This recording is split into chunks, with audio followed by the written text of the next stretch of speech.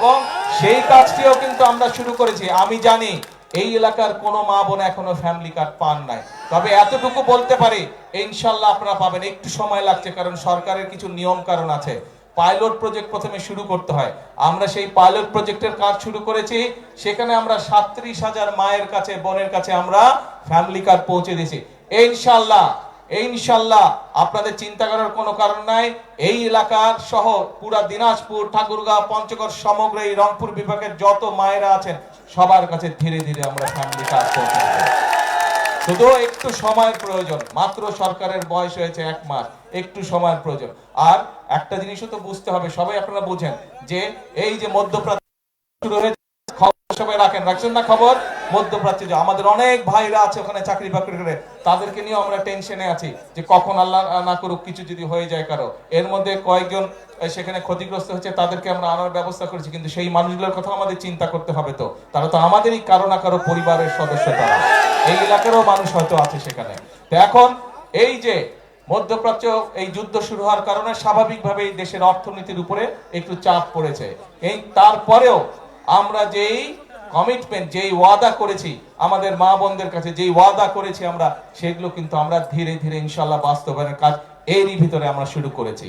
প্রিয় ভাই বোনেরা, আমরা কিন্তু বলেছিলাম যে আমরা এই খাল যেমন কাটার কথা বলেছিলাম, খাল কাটার কাজ আজকে শুরু করেছে। ঠিক একইভাবে মা বোনদেরকে ফ্যামিলি কার্ড পৌঁছে দেওয়ার কথা আমরা বলেছিলাম, সেটির কাজও আমরা শুরু করেছি।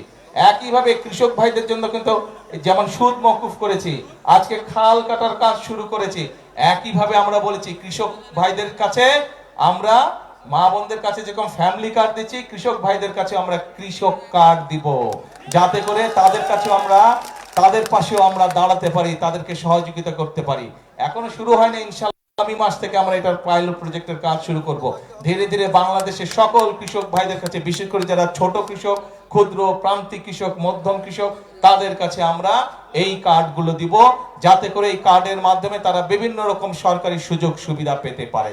আমাদের লক্ষ্য হচ্ছে কৃষকের পাশে দাঁড়ানো। বিএনপি, শহীদ জিয়া, খালেদা জিয়া ছিলেন কৃষকের বন্ধু।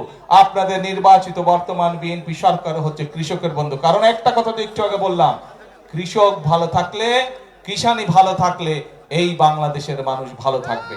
কাজে এই কৃষক ভাইদেরকে আমরা ভালো রাখতে চাই, কিষানি বন্ধুদেরকে আমরা ভালো রাখতে চাই। এই কৃষিকে আমরা শক্তিশালী ভিত্তির উপরে, বাংলাদেশের কৃষিকে আমরা শক্তিশালী ভিত্তির উপরে গড়ে তুলতে চাই।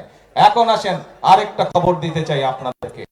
এই আমাদের উত্তর অঞ্চল, এই যে দিনাজপুর বলেন, রংপুর বিভাগ বলেন, এইখানে যে জেলাগুলো আছে, ঠাকুরগাঁও বলেন, পঞ্চগড়, এটা কৃষি প্রধান এলাকা, তাই না? এখানে যেরকম কৃষকের এই যে যেই কথাগুলো বললাম, খাল খনন বলেন, কৃষি কাজ বয়, কৃষক কার্ড বলেন, তারপরে কৃষি লোন মওকুফ, এগুলা মানে এগুলা তো করেছি। কিন্তু কৃষি কাজের সাথে সরাসরি সম্পৃক্ত এমন অনেক ভাই বোন আছে না? এদেরও তো কর্মসংস্থানের ব্যবস্থা করতে হবে না? বাংলাদেশে অনেকগুলো বড় বড় কোম্পানি আছে যারা কৃষি সংক্রান্ত দ্রব্য নিয়ে মিল ফ্যাক্টরি তৈরি করেছে। আমরা এরই মধ্যে ওই সকল কোম্পানিগুলোর সাথে কথা বলেছি এবং তাদের সাথে এই আগামী সপ্তাহে ঈদের পরে ইনশাল্লাহ আমি তাদেরকে নিয়ে বসবো। এর মধ্যে কথাবার্তা আছে, তাদেরকে নিয়ে আমি ইনশাল্লাহ ঈদের পরে বসছি যে এই এলাকায়, যে এখানে ইপিজির আছে দিনাজপুরে, তারপরে ঠাকুরগাঁও আছে, পঞ্চগড় আছে, এই এলাকায় আর কি কি কৃষি নির্ভর মিল ইন্ডাস্ট্রি করা যায়, যাতে করে এই এলাকার যারা বেকার যুবক আছে, বোনেরা আছে, তাদের যাতে কর্মসংস্থানের ব্যবস্থা হয়, সেই উদ্যোগ ইনশাল্লাহ আমরা গ্রহণ করেছি। এখন প্রিয় ভাই বোনেরা, এই যে যেই কাজগুলোর কথা বললাম, এই কৃষক কার্ড বলেন, ফ্যামিলি কার্ড বলেন, খাল খনন বলেন, এই যে কৃষির সাথে সম্পর্কিত মিল ফ্যাক্টরি বলেন, এইগুলার পরিকল্পনা নিয়ে আমরা এইগুলা স্থাপন করব। এই কাজগুলো করলে কি আপনারা মনে করেন দেশে শান্তি আসবে? এই কাজগুলো করলে কি আপনারা মনে করেন মানুষের উপকার হবে? এই কাজগুলো করলে কি আপনারা মনে করেন মানুষের ভাগ্যের পরিবর্তন হবে? কি বলেন, হবে? গরমে আসলে সকলে রোজা রেখে শুকায় গেছে গলা, তাই না? আমারও গলা শুকায় গেছে। এখন যাই হোক, ইনশাল্লাহ একটু পরে ইফতার হবে, তখন বেশি করে পানি খেতে হবে। পানি কিন্তু সবাই বেশি করে খাবেন। আজকে অনেকক্ষণ রোদে ছিলেন আপনারা, ঠিক আছে? পানি বেশি খেতে হবে, নালে কিন্তু আবার কিডনিতে সমস্যা হবে, ঠিক আছে? ইফতার করে পানি বেশি খাবেন, যতটা খাবার খাবেন আজকে পানি বেশি খেতে হবে, কারণ এই রোদের তাপে শরীর থেকে পানি টেনে নিয়েছে। কাজগুলো করলে মানুষের ভাগ্যের পরিবর্তন হবে। এটাই হচ্ছে বিএনপির রাজনীতি, মানুষের ভাগ্যের পরিবর্তন করে। আজকে যে মাসে 5,000 টাকা কামাই করে, আমরা চাই তার আয় রুজিটা আগামী 2-4 বছরের মধ্যে যাতে 5 থেকে ইনশাল্লাহ 10,000 টাকায় পৌঁছে।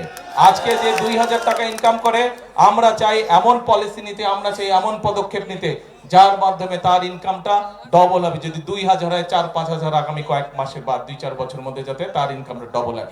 এটাই হচ্ছে আমাদের রাজনীতির লক্ষ্য, এটাই হচ্ছে শহীদ জিয়ার রাজনীতি, এটাই হচ্ছে খালেদা জিয়ার রাজনীতি, এবং এটাই হচ্ছে আপনাদের নির্বাচিত বিএনপি সরকারের রাজনীতি। প্রিয় ভাই বোনরা, সেজন্যই কিন্তু আমি একটা কথা সব সময় বলেছি, নির্বাচনের সময় একটি কথা বলেছি, যে দেশটা আপনারা আছেন, আপনাদের হয়তো কেউ কেউ, আমি জানি না, আত্মীয় স্বজন নিশ্চয়ই আছে যারা বিদেশে আছে না? এখানে নিশ্চয়ই অনেকে আছেন আত্মীয় স্বজন বিদেশে আছে। কার কার আত্মীয় স্বজন বিদেশে? তুলেন তো, হাত তুলেন তো। এই যে অনেক মানুষের আত্মীয় স্বজন বিদেশে। আত্মীয় স্বজনের সাথে যখন কথা হয়, ওরা বলে না বিদেশের দেশগুলো অনেক সুন্দর? বলে? গল্প শুনুন না ওদের কাছে।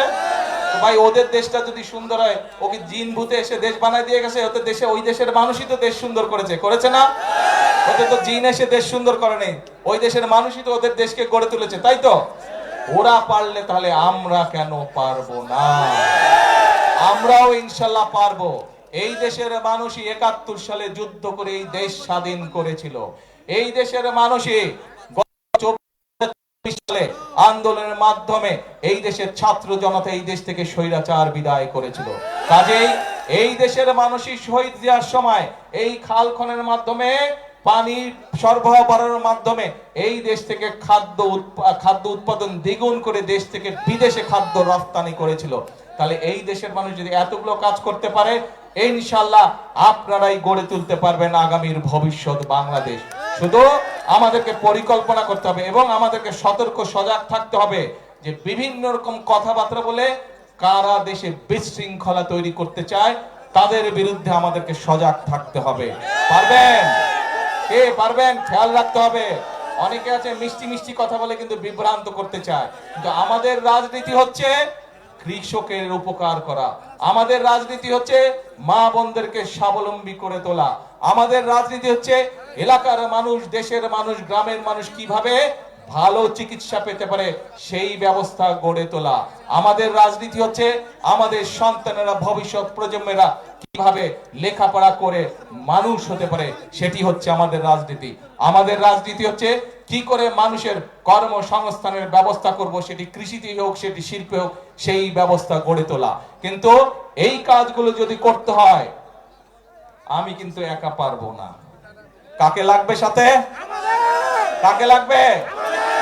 জনগণকে সাথে লাগবে। নির্বাচনে যেমন আপনারা ধানের শীষের সাথে ছিলেন, নির্বাচনের সময় যেমন আপনারা আমাদেরকে সমর্থন দিয়েছেন, এখনো কিন্তু আপনাদের সমর্থন ছাড়া কিন্তু আমরা এই কাজগুলো করতে পারবো না। জনগণের সমর্থন ছাড়া দেশ উন্নয়নের কাজ করা সম্ভব নয়। জনগণ সমর্থন দিলে, কারণ আমরা বিশ্বাস করি জনগণই হচ্ছে আমাদের সকল ক্ষমতার উৎস, এবং সেই জন্যই জনগণের সমর্থ, অর্থাৎ এই দেশের মালিক কারা? কারা দেশের মালিক? জনগণ। জনগণ কারা? কারা? জনগণ। হ্যাঁ, নিজেকে দেখা বলেন, আপনারা এই দেশের মালিক হচ্ছেন আপনারা। কাজে মালিক যদি সাথে থাকে, তাহলে আমরা ইনশাআল্লাহ করে তুলতে পারবো, যে কোনো পরিকল্পনাকে সফল করতে পারবো। সেই জন্য আসুন, আজকে শুরু হোক এই খাল খনন কর্মসূচি আমরা উদ্বোধন করেছি। এই খাল খনন কর্মসূচির মাধ্যমে, এই খাল খনন কর্মসূচির মাধ্যমে আজকে দেশ গড়ার কর্মসূচির কাজ আমরা শুরু করলাম ইনশাআল্লাহ।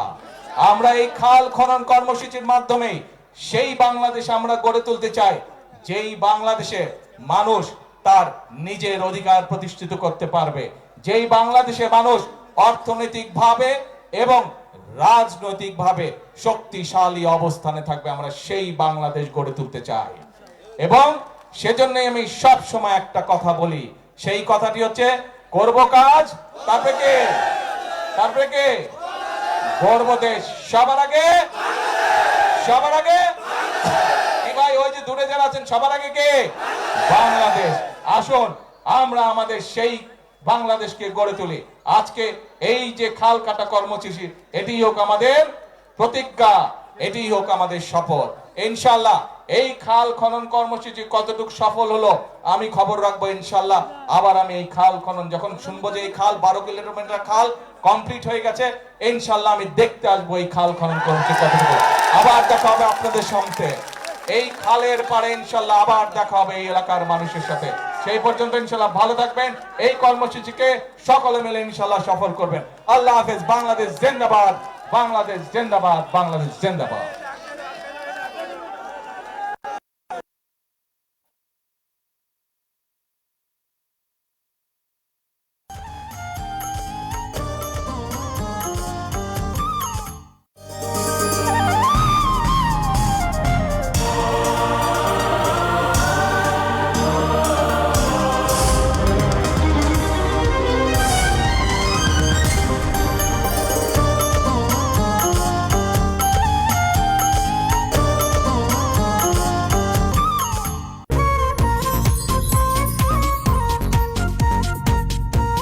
ঈদ মোবারক। ঈদ মোবারক। আমি নাবিলা, আমি ইরফান সাজ্জাদ। আমরা থাকছি বাংলাদেশ টেলিভিশনের এবারের ঈদ আনন্দ মেলায়। চোখ রাখুন ঈদের দিন রাত 10টায় বিটিভির পর্দায়।